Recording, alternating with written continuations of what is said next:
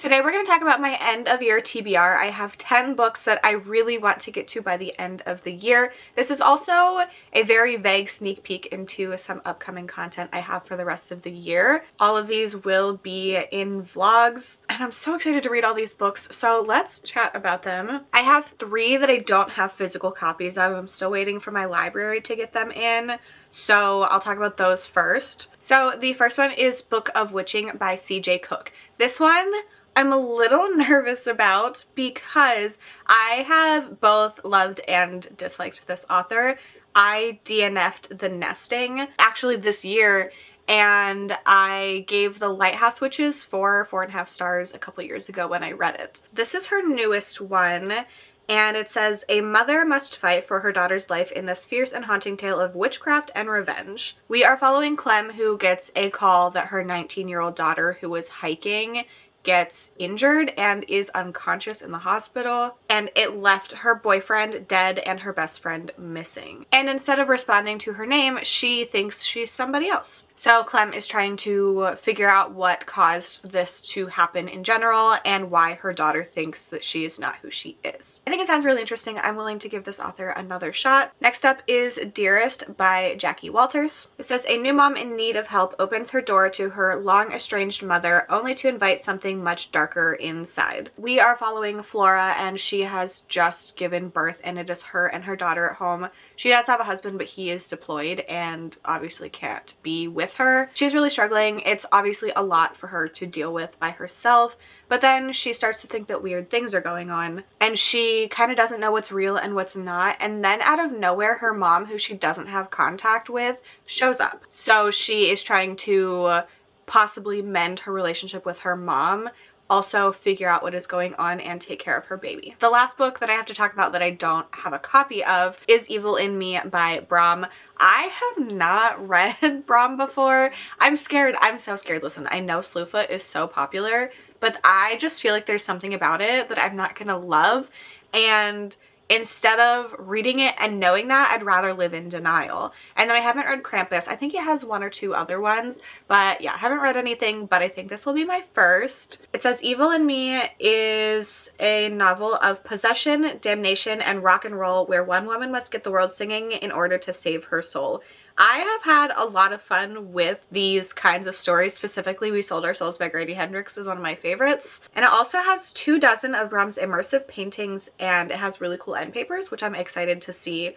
So we're following Ruby, who is an aspiring musician, and she's had enough of her small town and her very dysfunctional family. And she has a falling out with her best friend slash bandmate, which kind of puts a damper on her, goals of her band and becoming famous with that. And she's helping her neighbor go through some of his weird religious relics, and a ring clamps down on her finger, which then possesses her with the spirit of a bloodthirsty demon. Sounds very interesting. I don't really want to read the rest of the synopsis because I feel like it's probably fun to experience everything as it goes in this book, but very excited for this.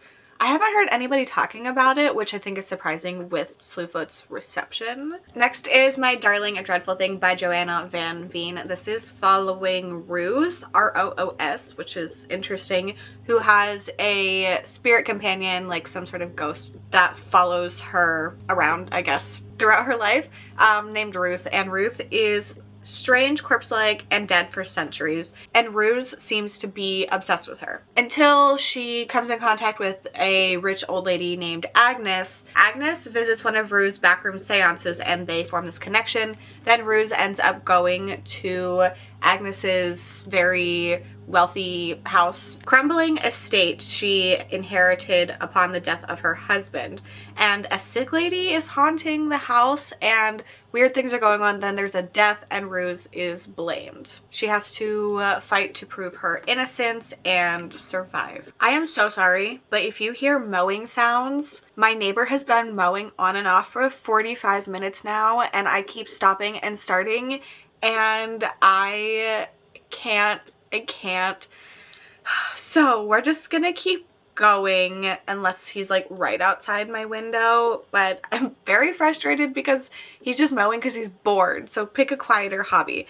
Anyway, the next book is Dearest by Rachel Hawkins. This is a thriller and we are following Camden, who is going back with his wife to his family estate that he has inherited but wants nothing to do with. So his adopted mom, Ruby, dies, and she's North Carolina's richest woman, but also the victim of a famous kidnapping as a child and had 4 husbands who had died. And he has moved to Colorado with his wife to get away from all of this, but she kind of is like, well, we've inherited this entire mansion that we can't live in, and we're living in this tiny rented apartment, so like she wants to live there, but there's like all these secrets of his past that he doesn't want to confront and is hiding. But they go back because of this death and weird things start to happen. I've read Reckless Girls and The Villa by Rachel Hawkins, and I really loved Reckless Girls. Not so much The Villa, but I love inheritance books, so I think this could work well for me. Next up, completely switching gears, The Long Way to a Small Angry Planet by Becky Chambers. This is a space sci-fi space opera, a rollicking space adventure with a lot of heart. I don't read a lot of sci-fi, but I do love a lot of the sci-fi that I have read.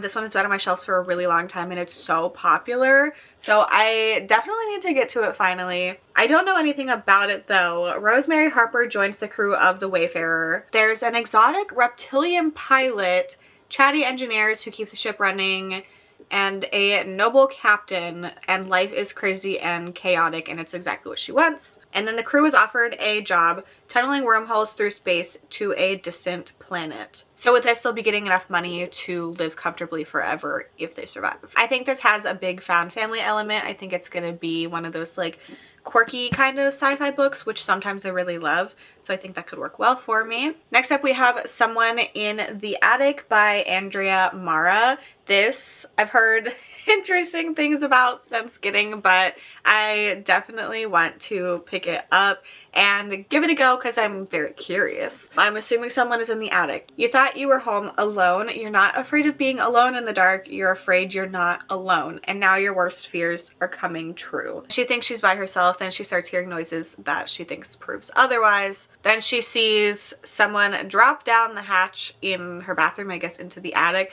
Then she's dead. And then across the town, one of her old school friends sees this video of a masked figure climbing out of an attic, and she realizes that it's taken in her house. I'm so interested why people are hating this book, but you know, maybe I'll have a fun time with it. Next up, we have Phantasma. This is a fantasy romance, and it is following these 2 sisters whose mom dies at the very beginning, and the one sister, who is our main character, Ophelia, she does this like thing and inherits her mom's magic. So now she's a necromancer, and then they find out that maybe things weren't exactly what they were thinking, and they end up entering Phantasma, which is a competition that like these devils run, and you have to like face your fears, and there's trials and like weird creatures like ghouls and apparitions and things like that. So obviously there's a romance in here. There's this like haunted house competition, and it sounds so fun. Then we have An Academy for Liars by Alexis Henderson. This one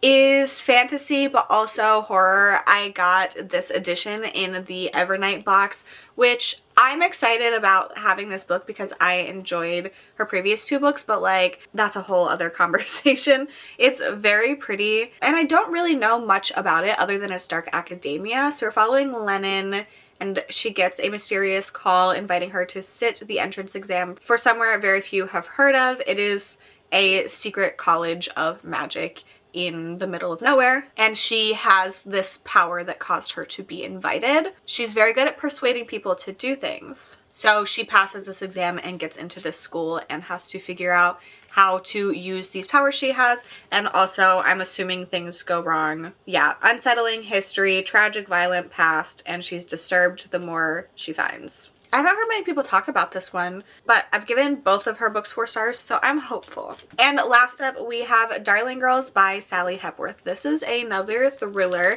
I feel like recently I've been reading tons and tons of horror, but thrillers are some of my favorites as well, so I'm excited to be getting back into that. This has Sisters, Secrets, Love, and Murder. So there's Jessica, Nora, and Alicia, and they are sisters, and they were rescued from a family tragedy and raised in a foster system. They were raised on this like farming estate by their foster mother. This foster mother outwardly seems very incredible, very loving, but that's not the case. So as kids, they broke away from her, but things are kind of coming back to the forefront, and a body is discovered under the home they grew up in. And they are witnesses, possible suspects, trying to figure things out, and I'm assuming get answers and expose their foster mother. So I have these 7 plus these 3 books that I really want to read before the end of the year. I am continuing to try to read as many books from my shelves by the end of the year as possible. Not sure how that's going to go, but there will be at least 2 more episodes of that. I will be reading some books because of some very exciting best of the year lists. So very excited about everything to come with my reading and my content. A lot of very ambitious things planned. If you made it to the end and want to leave me an emoji to say you're here, you can leave me a moon for The Long Way to a Small Angry Planet. I'd love to know what you are prioritizing before the end of the year. Also, let me know if you've read any of these books and what you thought. Thank you so much for hanging out with me. I will see you very soon.